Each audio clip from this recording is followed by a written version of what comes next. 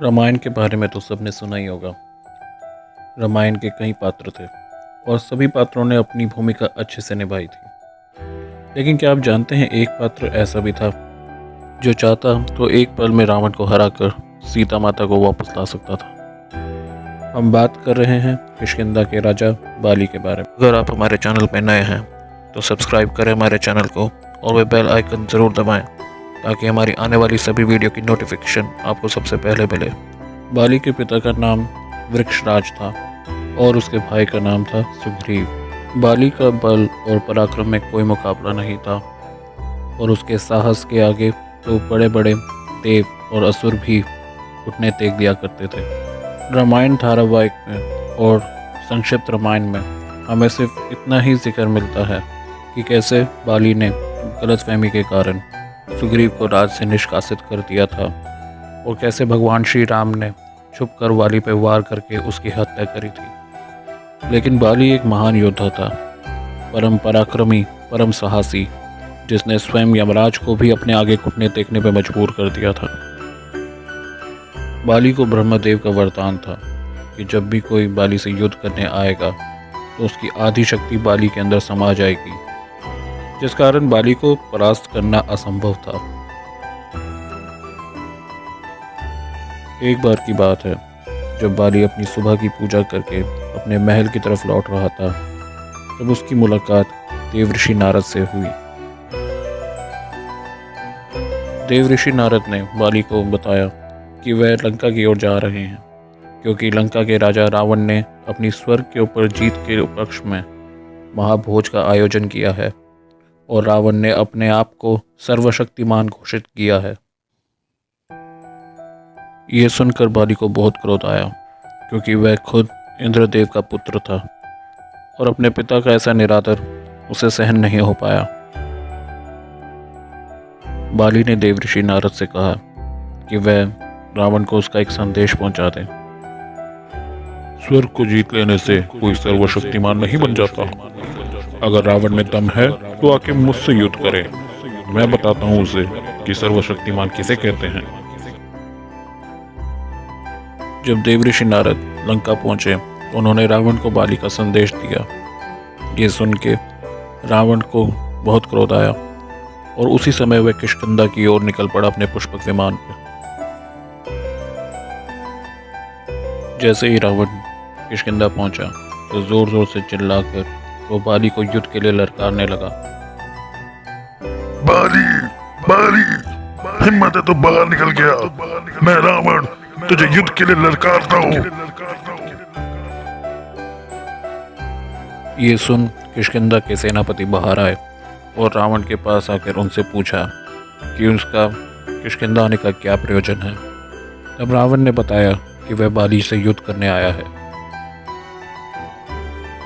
ये सुनकर सेनापति और उनके दो सैनिकों ने रावण पर हमला कर दिया, लेकिन रावण ने पल भर में सबको परास्त कर दिया और सेनापति की छाती पर पैर रख कर पूछा कि बाली कहाँ है।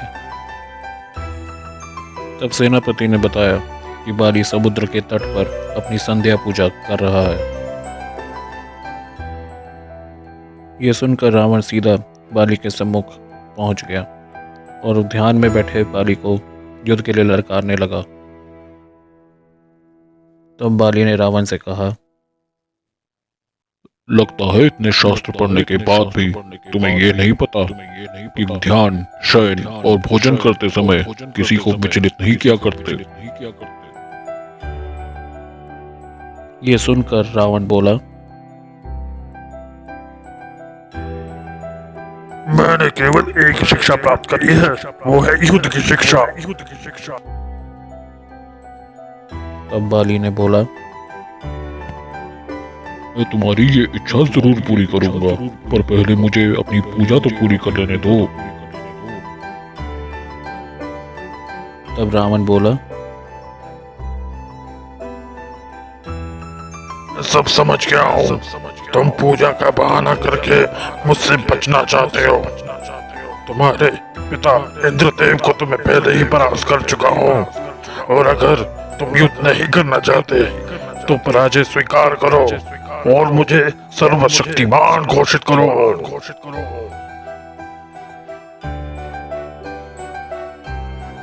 अपने पिता का ऐसा अपमान सुनकर बाली से रहा नहीं गया।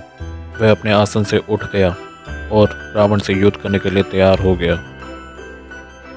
बाली ने अपनी पूंछ लंबी कर ली और रावण को उसमें लपेट लिया। रावण ने बहुत कोशिश करी, मगर बाली की पकड़ से वह अपने आप को छुड़वा नहीं पाया।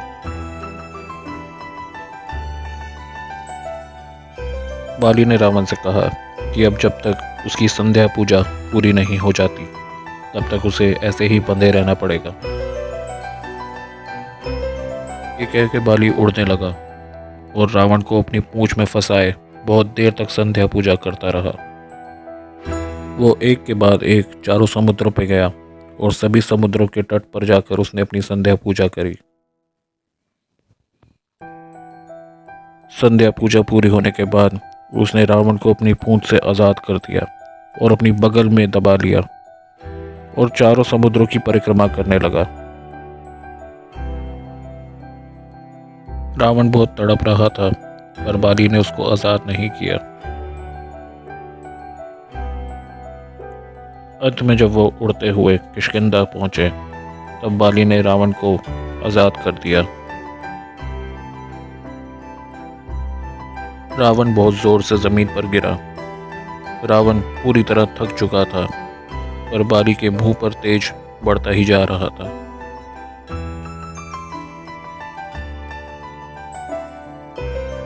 बाली रावण के नज़दीक आया और रावण से पूछा कि क्या वो अभी भी युद्ध के लिए तैयार है, पर रावण समझ चुका था कि बाली को परास्त करना उसके लिए नामुमकिन है। तब रावण ने कहा,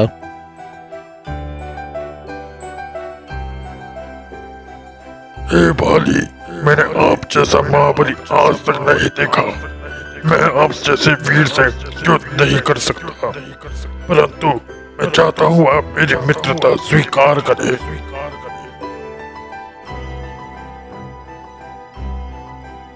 बाली एक दयावान राजा था, इसलिए जब रावण ने मित्रता का प्रस्ताव दिया तो बाली ने उसे स्वीकार कर लिया।